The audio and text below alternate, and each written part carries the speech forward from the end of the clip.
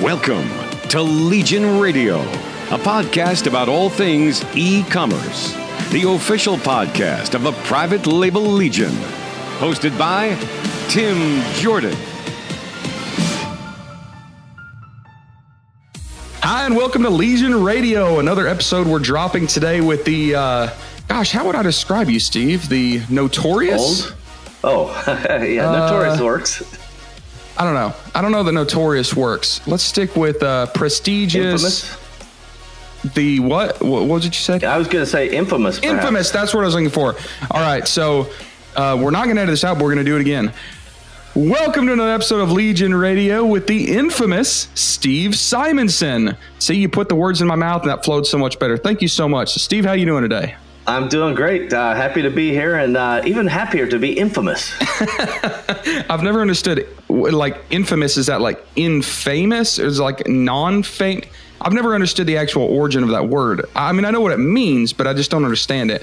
One of these days, you and I are going to have to sit down and really talk about the word infamous now that it is attached to your name forever, signed and sealed in this podcast. So we'll have to put that on the to-do list. So those of you that are listening, welcome.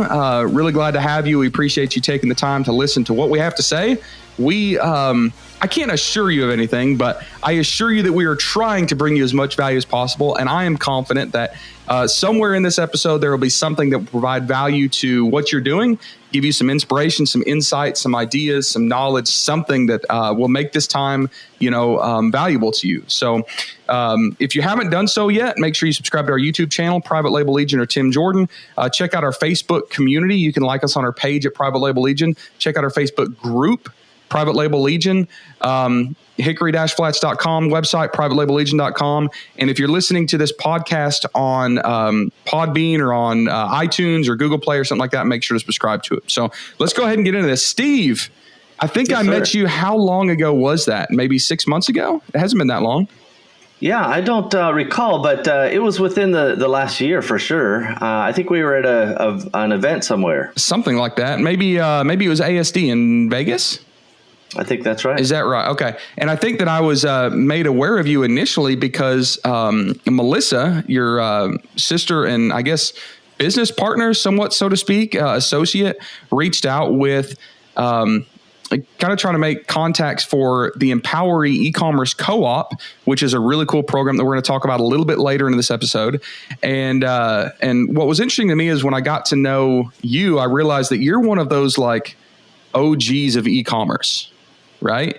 So you kind of fit in there in like the levels of, I'm not going to mention some names because you might not like these people. Right. So I don't want to like compare you to anybody that may, either elevate you or undermine you. But the other OGs of e-commerce, you've been doing this for a while, right? Yeah, I've definitely been around the block in e-commerce. I think my first transaction, and I like to think of this as the beginning point, the secure cart transaction was in 1998.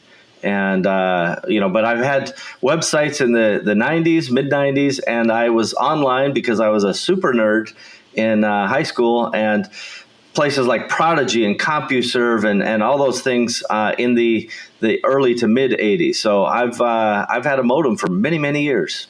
Back when it took 17 minutes to log on and it made all sorts of noise and you had to put the Band-Aid over the modem speaker so it wasn't too loud and all that good stuff. All of that. Every single one of that. We used electrical tape over the speaker, but the same idea. Yeah. Well, you're at least a little bit impressed that I know about the modem speaker, right? That's not bad. Yeah, I'm very impressed. Okay, yeah, good. So what did you initially start selling? Like what was your first product? I'm not talking about digital asset or service. Like, what's your first physical products you started selling online?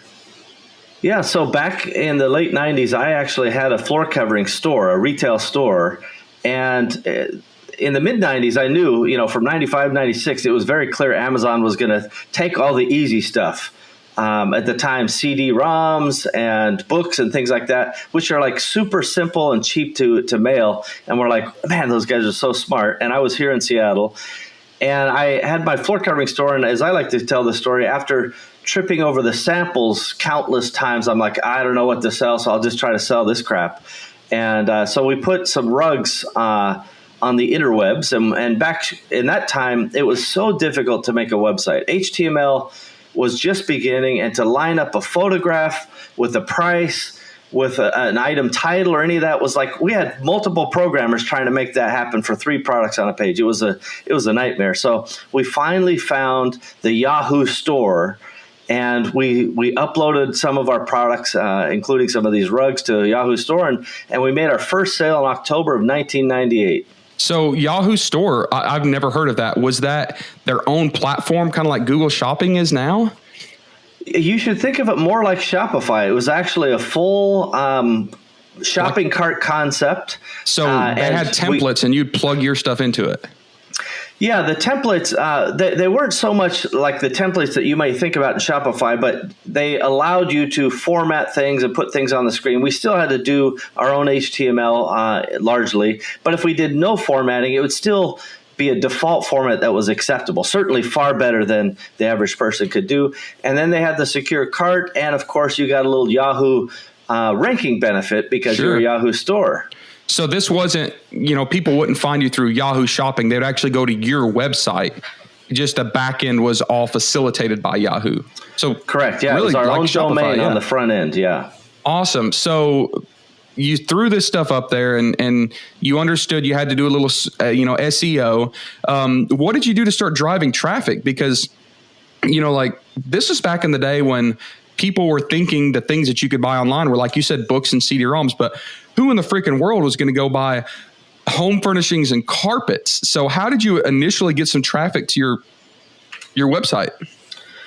Well, we didn't have any concept about driving traffic to begin with, right? It started off like that movie, if you build it, will they come?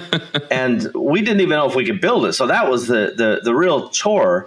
And a little funny side note, our very first sale, without any traffic driving or anything, it was just kind of a natural Yahoo search benefit. We sold a rug to Bulgaria in October of 1998. And we were over the moon. Time out. This is your first order? Our very first order was a sale to Bulgaria. Yeah. How random, go ahead, laugh it up. Get it out of your system because the punchline's coming. You can't make this stuff up. I mean, the internet is in its fledgling years. Your first product is a rug of all things, and you sell it to Bulgaria, who's got to be like 15 or 20 years behind technologically from the U.S. at the time, right? Well, you would think. And so not only, by the way, this was not some fancy Oriental rug or beautiful carpet from Kirplakistan or whatever. This was a little entryway type of rug with like a trout jumping out of the water. It was a very classy rug. And so, but believe me, we were over the moon. And just for those technologists out there, the way we received our orders, because it was so high tech, is they would send us a fax with the order. Now, that part was not a joke. I'm feeling a little insulted because that was high technology. So you were building out HTML formatted websites, but you had to plug into the shopping cart your fax number so that the Yahoo Shopping backend could fax you an order confirmation. Yeah. Now, in fairness, it did have it in the database. It was in there. We could go look at it. But that was like our notification, and it would send the order in. And when that fax would go and we saw that first order come in, we're high-fiving and we're running around. We're excited. And this was a drop ship concept at the time because I didn't have a ton of inventory. And how many people keep a trout jumping out of the water entry rug on hand? That's a low stock item. But so we see the order. Kathy, who is still with me today, she runs over, and this is 1998, so you can do the math. This is a long time ago. She checks the stock. She calls the supplier, checks the stock. There is no stock at the supplier. It's going to take 3 weeks. So normal internet drop shipping reality. So we email the customer because that's what you do, and we say, hey, sorry, it's a little bit out of stock. We'll send it the moment we get it.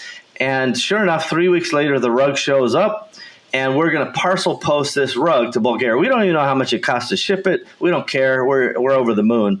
And we get it out, and Kathy comes back from the post office, has the receipt, and we're excited. We have no way of scanning or anything of telling the person, here's the tracking number. We just said, it's sent and it's on the way. There may have been a tracking number, in fairness, but the very next day we received the credit card notification via snail mail that was a fraudulent transaction. So that was my first sale. Yeah. So was this like an actual Bulgarian had placed the order, but with a stolen credit card?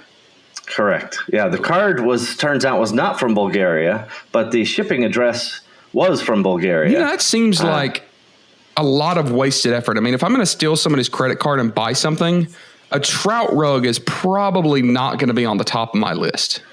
Well, you should have seen the rug. It was it was some kind of wonderful. I think they were just kind of trolling around and just testing the trolling, card no pun intended, could. right? Yeah, that's right. So that was my very first sale, and as a result of that, we turned off basically everything but the United States. And then we set about trying to go figure out how to drive traffic, and we still didn't know how to drive traffic. So a few months later, the February of '99, we did the only marketing thing that we knew how to do, which most entrepreneurs will identify with this. We lowered our price, right? So we had low prices, and we set it to free shipping because we didn't know how much shipping cost us anyway.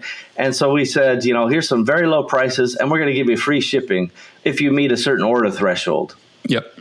And from February 1 to February 14, 99, we melted down. I mean, the thing just blew up. We were, calling suppliers and trying to ship stuff. And what would happen is the suppliers would ship stuff to our little warehouse, and then we would, package and ship the orders to the customers. And all of our suppliers were running out of stock. I mean, just everything that could go wrong went wrong. We had an order that was to like the Attorney General of New Jersey for a pallet of hardwood or laminate or something. And that got lost. And we called the freight company. We're like, where is it? They're like, we don't know. And we're like, well, what do we do? They're like, we don't know. And so we called the Attorney General of New Jersey, and we're like, hey, sorry, the stuff's lost. They're going to look for it, though. Don't worry. We'll know in a couple of weeks. And he's like, no, that's not going to be how this works out. And we're like, well, what do you want us to do? And he's like, I want you to send me more, and it better be here by tomorrow. So we literally went down and picked up a pallet of product, which was 1,500 pounds, and we next day aired it to the guy in New Jersey.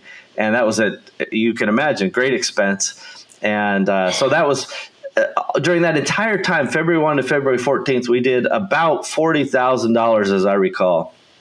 And we took the phone number off the website. I mean, we were in total meltdown mode. It was the perfect nightmare because we proved that we were onto something. And we also proved we had no systems to support it. Wow. And this was not intentionally driving traffic. There was literally so much demand that you just threw something up. Have you read the story of Jack Ma and how he got started back in the 90s? I know a fair amount about it. I'm not sure I've read a book specifically. Same thing basically happened to him. Was he decided that the internet was going to be the future, and he wanted to make a phone book. And for those of you who know, Jack Ma is the one that founded Alibaba, which most of you heard me on Soapbox. Alibaba is just a phone book. It's not a sales platform, right? But his whole phone book concept, he started with some hotels in Guangzhou, which is where they're still, their capital is now. He had a buddy that had a hotel and said, hey, let's list your hotel as, open for business on this interweb thing. And it happened to be like 4 weeks before Bill and Hillary Clinton made their inaugural trip to China. And guess what city they went to? Guangzhou. So he set this thing up, and like their phone lines melted overnight because now everybody that literally is trying, the press pool and everything's trying to find a hotel. There's only one on the internet. And it proved that, one, the internet worked, but two, they did not have systems in place at all. Like it was a complete nightmare. So it sounds kind of like the same thing going on. And it's very interesting, though, that at the time people were even looking on the internet for rugs, because people didn't associate e-commerce with, larger items or items like that. So it sounds like you kind of just got lucky tripping over samples, and probably those stupid samples laying around your floor and led to that initial meltdown / success are kind of what led you to where you're at now, right? Yeah, for sure. If I hadn't just kind of sucked up the pain, I really was from about 96 to 98 just struggling with what can I sell. And it was not an easy decision because I wanted to be strategic and I wanted to be really careful about it and think about the shipping implications and blah, blah, blah. But honestly, at the end of the day, it's like, I don't know what to do. So I just got to do what I know. And we started again with that. If you build it, will they come? And if they come, will they buy? And if they buy, can we ship it? And if we ship it, can we make money or will it arrive? You know, all of those questions had to be solved in the order they arrived, honestly. Yeah. All right. So start skipping me forward in like 5-year chunks. Like, so you're selling trout stuff to Bulgarians, you know, and you know, this is going to work. You have a complete meltdown. You're air shipping pallets of stuff to the attorney general, you know, of wherever. I mean, ridiculous. Like, now, what were the big steps that you took that led you to, you know, deciding to stay with e-commerce? Because I'm sure that for a period of time, you were not profitable. You know, if you're shipping for free without even knowing your shipping costs, you're air shipping pallets of stuff, you know, like I've done that before and it sucks. So like, give me like the 3 or 4 or 5 year incremental steps that led you to the beginning of Amazon. So I'm assuming, you know, maybe 2006, 2007, I'm guessing. Yeah, so I think it's a fair guess. I'll give you 2 bits of breadcrumbs to follow the trail here. So we bought a company, and we got some traction. We were very good at SEO, and we didn't call it SEO at the time. We just called it, if you put good content up, people will find the content. Yeah. And by the way, that still applies today. Absolutely. It's ironic that the same rules that applied 20 years ago for content, quality content, still apply today. That's not ironic because business is business. That's another pet peeve is everybody thinks that e-commerce is all about like a hack and like trying to game the system. No, if you have good products at good prices and good customer service, doesn't matter if it's 50 years ago in a retail store, today on an Amazon storefront or Shopify, business practices have never changed. All right. Sorry. I had to get on that. Yeah, no, that's quite right. Actually, I agree with your premise there. So, in roughly 2000 or 2001, Amazon came to us because we had acquired a company called Corner Hardware, and they said, "Hey, we want you to put all your stuff on our platform. We're getting into this." They called it Z Shops at the time, and Z Shops was essentially their way of copying eBay. It was like an exact copy of eBay. They were going to have auction and fixed price. And so we had acquired this company that was, again, all drop ship, hardware type of items at this stage. And we put 15,000 items on Z Shops, and we had it completely electronically connected. You know, it was 100% hands off, but it was not awesome. At that time, it was just not very good. And maybe our product selection wasn't that good. I don't know what the deal was, but we were not impressed. And we really started to get excited about Amazon in 2009 timeframe, when they were really making strides with FBA, and you could see that the traffic was building and the consumer awareness and Prime and so on, all of that was really culminating. So that's when Amazon got good. And that was about the time that they started, focusing on the everything store concept as opposed to just books, right? It was 2008, 2009. Well, I think that's when it came into fruition. I think the everything store concept probably existed, back in that 2001, 2002 is when I think that's when Bezos was first talking about it. Yeah. And everybody was like, how are you going to sell consumer electronics? Yeah. I remember one of the first agencies that was told basically to go source products for Amazon, like consumer electronics and things. And everybody's like, you sell books. How in the world do you think you're going to sell consumer electronics? They're totally different. And of course, the rest is history. So, along the way, just to counterbalance that meltdown story, we knew that we had to build systems. We knew we had to get good and hire people to run the systems and so on. So in roughly 2006, I'm going to guess, we had a day. Well, at the beginning of the year, I proclaimed we're going to have our first $1 million day this year. And we were doing pretty well at that time. We were probably doing $30 to $40 million a year. And we had started to do private label. It didn't take us long to You're doing figure out. 30 to 40 million a year on what platform? On our own platform. Yeah. So this is multiple websites, multiple brands, right? Or multiple categories. Basically we had 2 or 3 main shopping sites that were our own platform. Anything we did on marketplaces like Amazon was irrelevant at that point. We had sold Corner Hardware, and so we didn't get back into Amazon until roughly 2009. But this is primarily in the floor covering industry. And we had the main site at the time was called ifloor.com. And I proclaimed at the beginning of the year, hey, we're going to have our first $1 million day. And we had some days that were close to it, $500,000, 600,000. But it was kind of a very cyclical business. And that was at the beginning of the year, because that's what a CEO does. He sets the vision and lays down the goals. And then, of course, because I'm a crappy CEO, I forgot about it until around September. And it didn't happen naturally, as it turns out. So I got everybody together, and we had now, a couple hundred plus employees and a number of locations, physical warehouses and things around the U.S. And I told my team, probably of 7 and 9 executives, this is what's happening. November 17th, this is the $1 million day. So let it be written, so let it be done, get it, and I'm out. And I could tell that, there was some excitement, but a lot of nervousness, and they were not into it. They didn't really believe it could happen. And that was not a shining leadership moment, I'll tell you. So I realized at some point, probably in October, that they were just not on board. And so I like whiteboards. I don't know. Anybody who's on the audio, you can't see the whiteboards behind me, but I always have whiteboards nearby. And so I grabbed a whiteboard and I said to everybody, go write down how much we're going to do on that day, and don't be $1 over. The closest to the pin wins, and we put some sort of prize, and Bob Barker rules apply. If you go over, you lose. So I wanted their truthful responses as to what we were going to do. Yeah. And most of them said less than $1 million.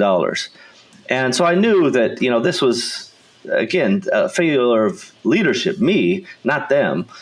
And I tried to rally them, and then I reminded them or notified them that turns out I'll also be on vacation those days. So I'll be on a beach in Puerto Vallarta with my family. So good luck to you. And great leadership. I know. Can you I should write a book. So anyway, the end of that story is I'm on the beach on my BlackBerry, watching the sales come in this November day. And I see, the sales are brisk in the morning, and it's kind of, plucky in the afternoon. And by the end of the day, we did $1.7 million. And everything worked. Nothing broke. There was no meltdown. I was not even there, but the team reported that, it felt brisk and busy, but not out of control. And that's kind of the point of bringing systems into the business. You take chaos and you turn it into order. Systems is the secret. And gosh, you almost doubled the goal that most of your team didn't think could happen. So how did you do that? Were you running promotions and like 1-day sales and that kind of thing? Is that what you were doing? Yeah. So we focused, kind of a 1-day event. That's when the big sales would be revealed, almost in the context of like a flash sale. And we gave them a little bit of warning. There's probably a little bit of a let off the week before, maybe the week after. But in aggregate, that 7-day period, that 30-day period, certainly that 1-day period, smashed all prior records. Yeah, so absolutely. It was a large promotional effort, and it was a lot of, just trying to get the team aligned with the goal, and then believing it was possible. Wow. All right. So keep walking me. Bread trails to Amazon. All right. So obviously you're doing something right. So why did you determine that you needed to keep focusing some of your effort on somebody else's platform? Because, it sounds to me like you didn't really need any help. Well, I'm a big believer in multi-sales channels. And as it turns out, I actually sold that company not long after that. And so I was looking in 2008, 2009, and I got into the consumer electronics business. And I didn't want to have my own warehouses for that company. Yep. I didn't want to have, forklifts and all that. It sucks. There's so much overhead. You've got people calling in sick. Like, we used to have a prep center and 3PL warehouse, and it was miserable. Like we were having the police called up because there's, 2 dudes fighting, and someone else was smoking weed in the parking lot, and this dude's having a seizure on the, assembly line. I mean, it was awful. So I feel your pain. It was the worst. Yeah, and I'll be honest that I actually realized along the way that I don't like a company once it passes $50 or $60 million. It turns my job as a CEO into just kind of administrative nightmare. Yep. I really love the 0 to 40 or 50 million journey, but once I can smell it's going to pass that, it's like I'm out. And so I was very happy to not have a massive amount of fixed overhead, which I feel great responsibility for that, my people and their people, right? I call that my economy. And so, like you said, I've had every iteration of problems, our stores or our locations broken into, vehicles stolen, people going to jail, just every iteration you could imagine. And it's like, I want to just check out of the managing the humanity for a while. Yep. And so we went to 3PLs, we went to marketplaces, we still had our own sites, and we also sold to big box chains. And that's really when Amazon started becoming important. In 2009, we shipped containers of consumer electronics and accessories to Amazon, and those started to go pretty well.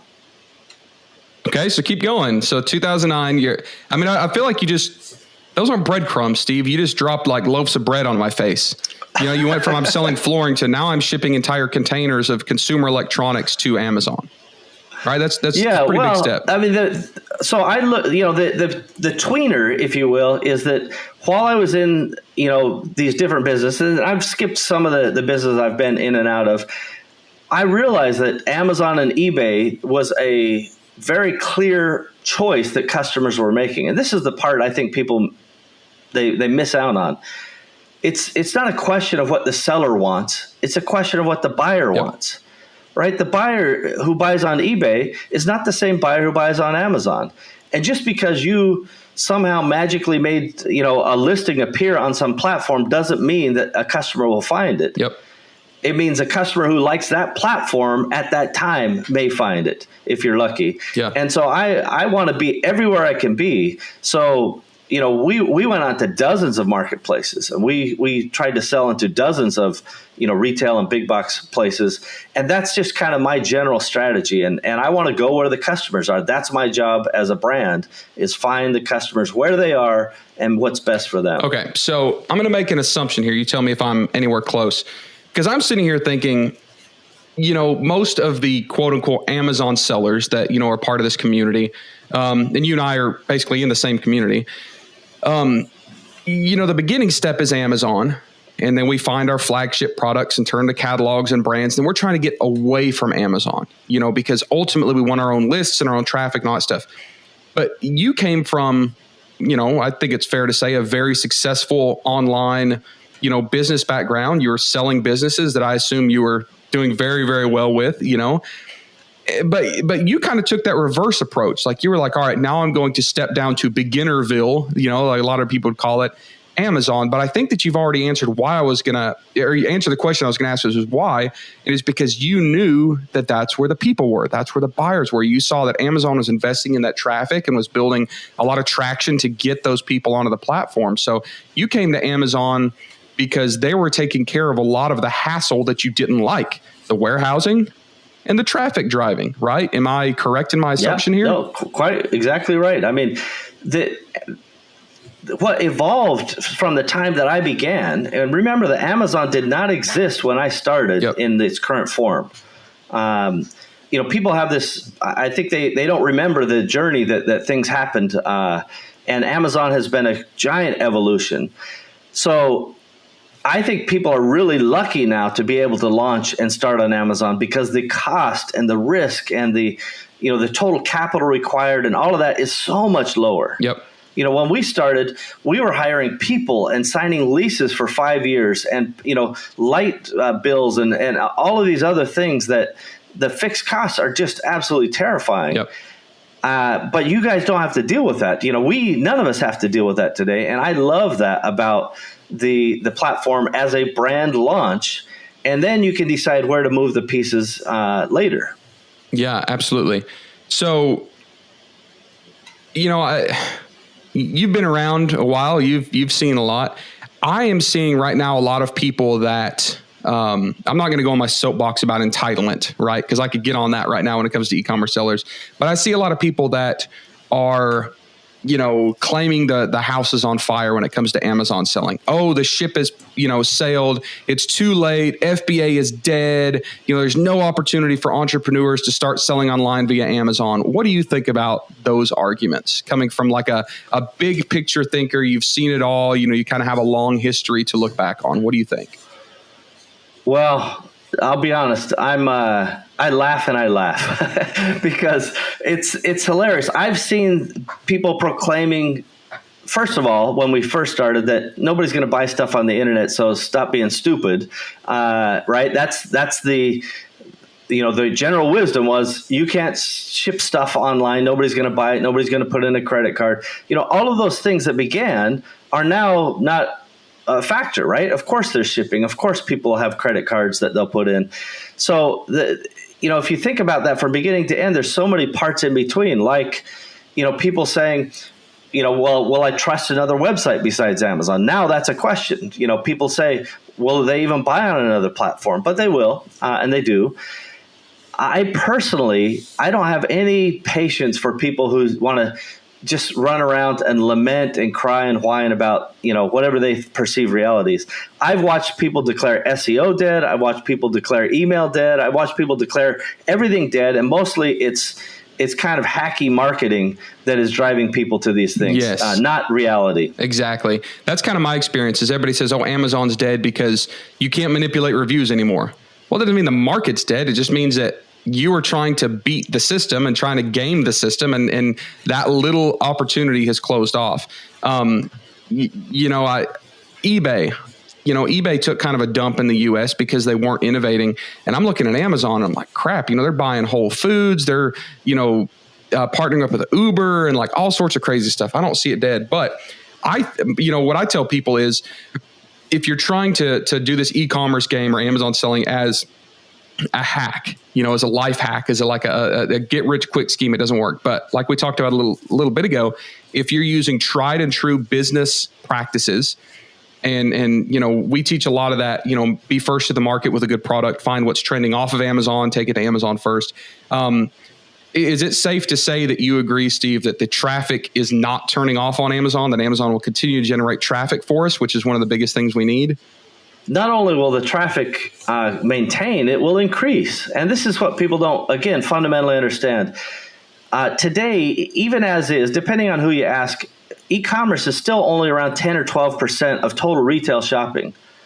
Total retail off of the interwebs is still massively bigger. In fact, somebody, this is about 3 or 4 years ago, they're like, oh, well, I only sell, I was explaining that I sell, sometimes to big boxes, and they were poo-pooing that idea because I was stupid.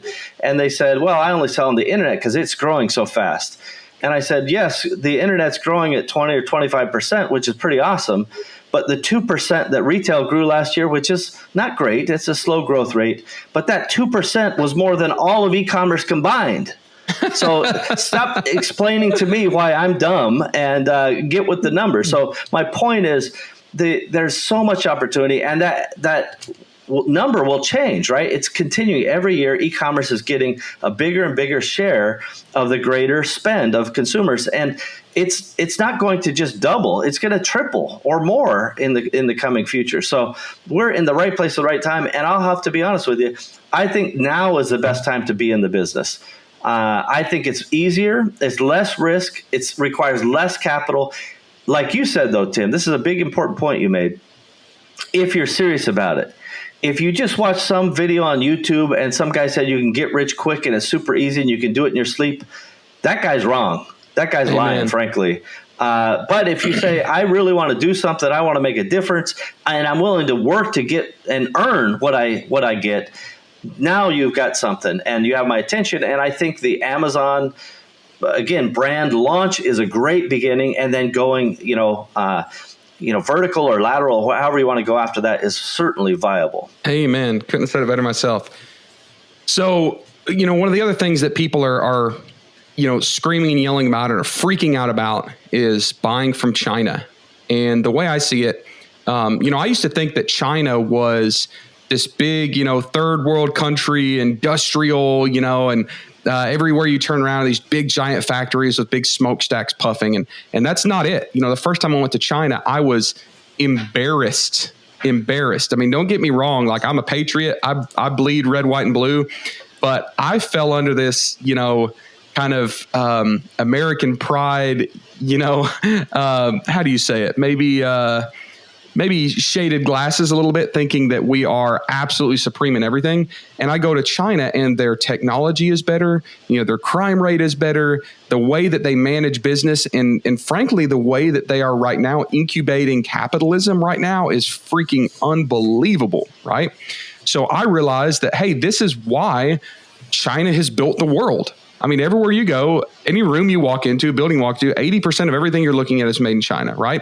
So I started investing heavily on relationships and education and infrastructure and offices and everything in China to make sure that I was accessing this.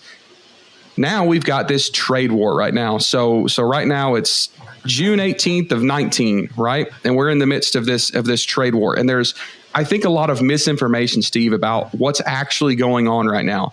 And there's a lot of things that we could talk about, politics, which don't really matter, at least for this conversation. But I noticed that you've spent a lot of time recently educating and really researching this whole thing.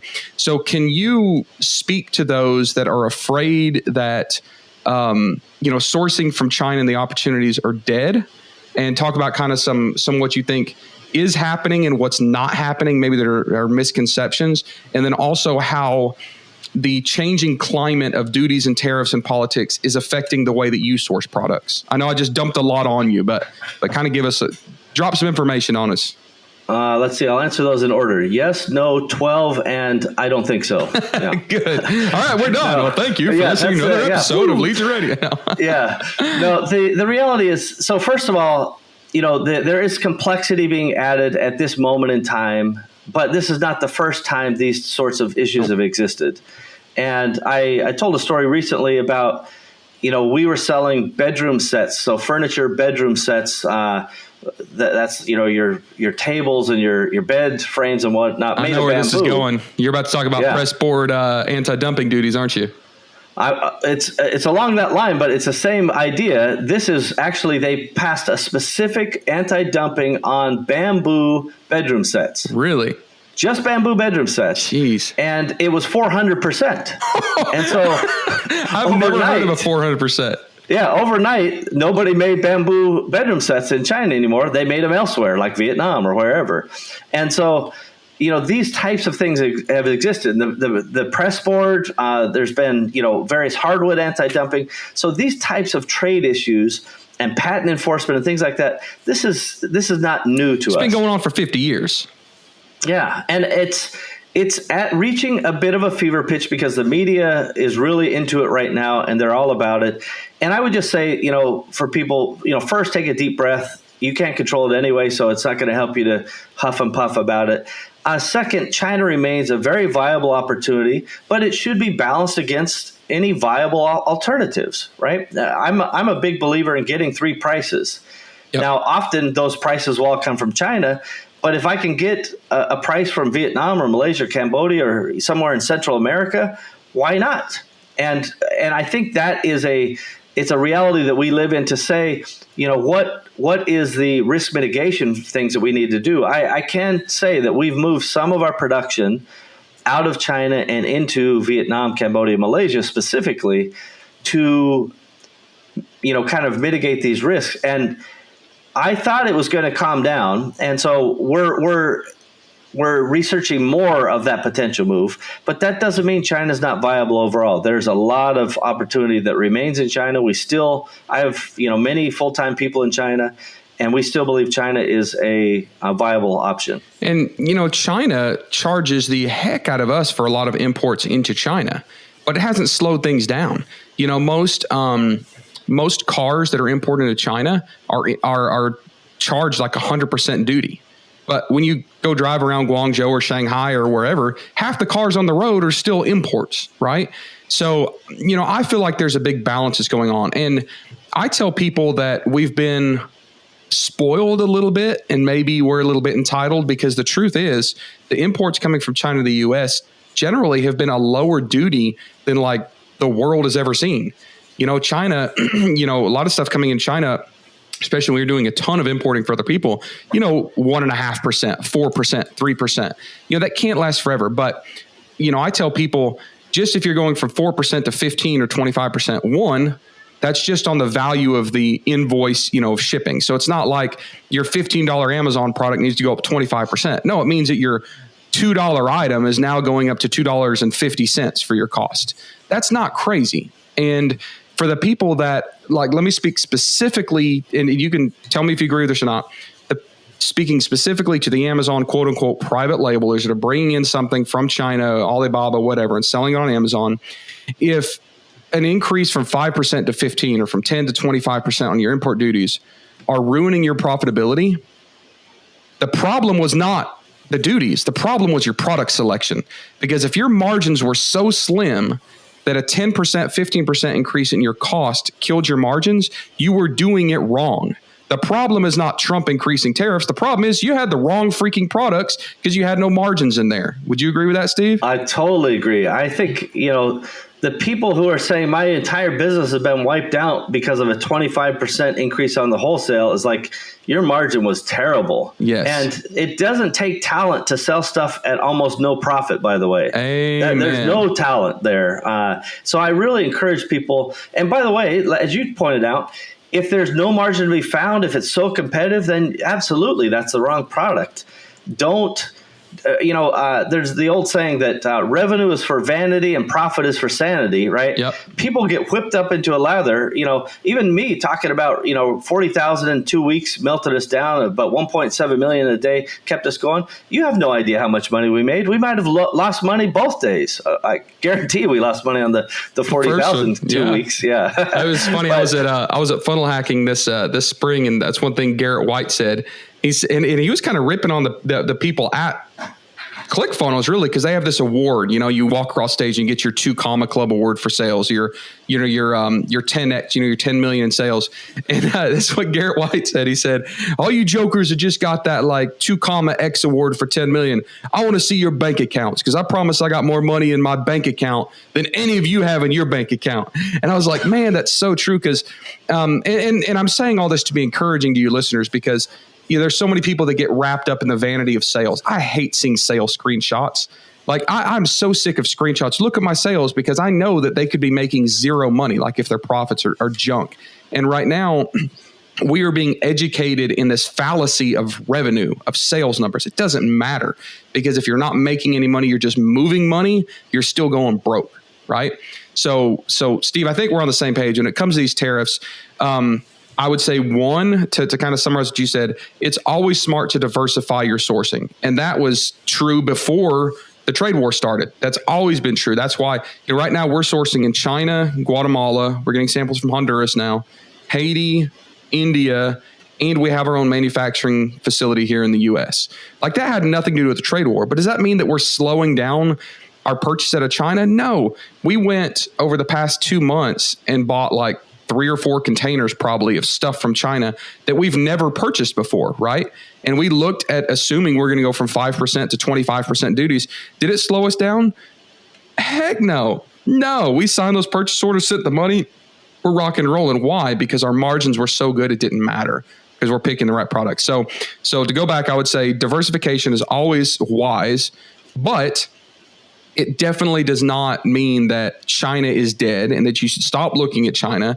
I think things are going to balance out, and in 10 years, no one's even going to remember this trade war happened. It's just my opinion.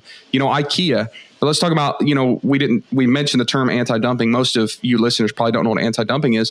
These are politicians basically in Washington saying, hey, we want to level the playing fields on something. Let's get this special anti-dumping duty. The first, or the most popular one, if you guys want to watch something cool about anti-dumping, go to Netflix, and I don't remember the name of the show. Maybe in the show notes we can put this, but it's talking about garlic being imported from China, right? And what was happening was garlic is really hard to peel. It takes a lot of labor. So what China was doing was it was taking inmate labor and forcing them to peel garlic and importing it into the U.S. and just ripping apart the garlic market, because nobody can compete with us. These local garlic growers are going into business. So the U.S. government instituted like a 300% duty on peeled garlic coming in from China. So what that's supposed to do is raise the price where the market could kind of stabilize, and U.S. garlic growers could actually compete. That's anti-dumping. IKEA was in the middle. Everything IKEA makes is press board, OSB, MDF, something like that. And IKEA woke up one day to news that an anti-dumping tariff was being enacted on pressboard, MDF OSB, which is everything they import from China nearly. Of what is that duty, Steve? It's like 170%, I think. It depends on the classification, but it's extraordinarily expensive in many cases. So literally the IKEA folks woke up one day and realized that their cost of goods doubled. But did you see them slow down? No. They kept building stores. They kept rocking and rolling because their product was profitable. They didn't care. And they knew that they'd even be able to raise the price because all of their other competitors would have to. So, don't panic. Don't freak out. Don't listen to everything that you see on the news and assume it's gospel truth. Take a big deep breath, like Steve said, relax, and just keep plugging along because there's so many opportunities out there that if you panic and freak out, you're going to miss these golden gooses that are walking around ready to be grabbed up. Yeah, there's still so much opportunity there. And don't forget to talk to your supplier about sharing some of the tariff hit. Don't forget to check the currency because that's a big factor in all of these discussions. Don't forget to share with your supplier if you're doing sufficient volume and repeat business, to ask for terms and even product liability insurance at the right time. These are discussions you can have with a really long-term strategic supplier, not somebody you order 200 pieces from, not somebody you order occasionally from. But you can have these discussions more and more because they need to find a hook to help you, right? If you can get a reasonable price out of China and all these bells and whistles and consistency and they have the best infrastructure and the best supply chain on the planet. And it's because of all the things you talked about, Tim.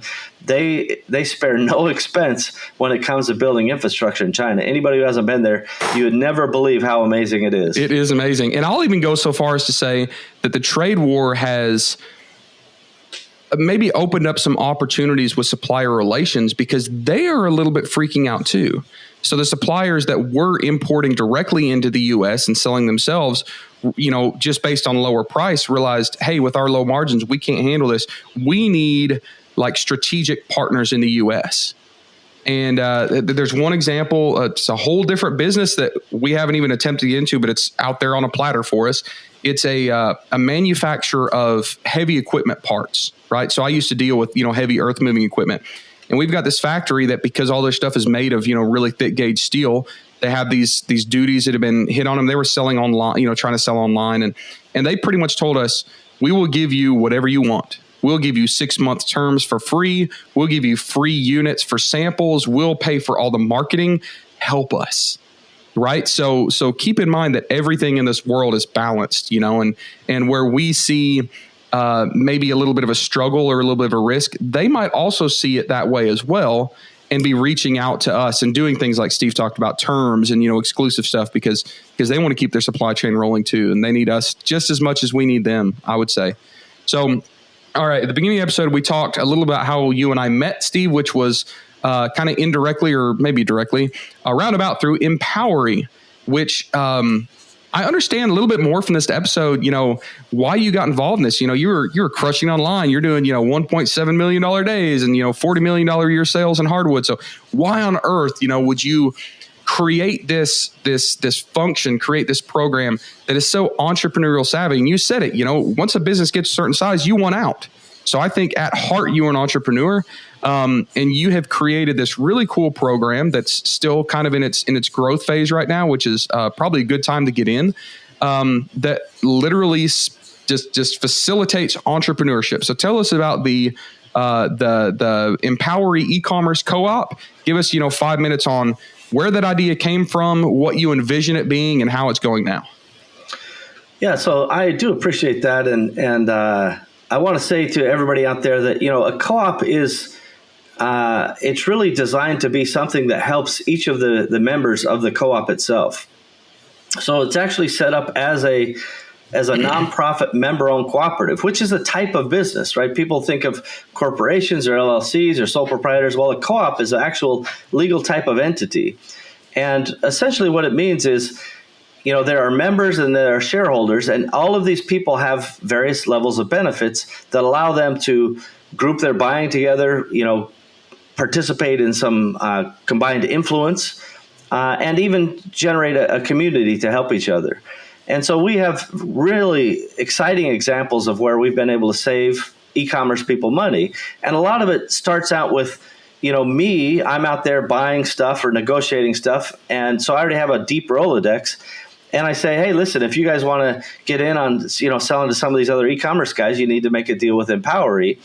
And what that means to, e-commerce folks that are on their own, they're independent and often in their basement home alone, is they now get the chance to, learn about vetted resources, whether it's sourcing or freight forwarding or 3PLs, various bits of software, copywriters, photographers, whatever it is.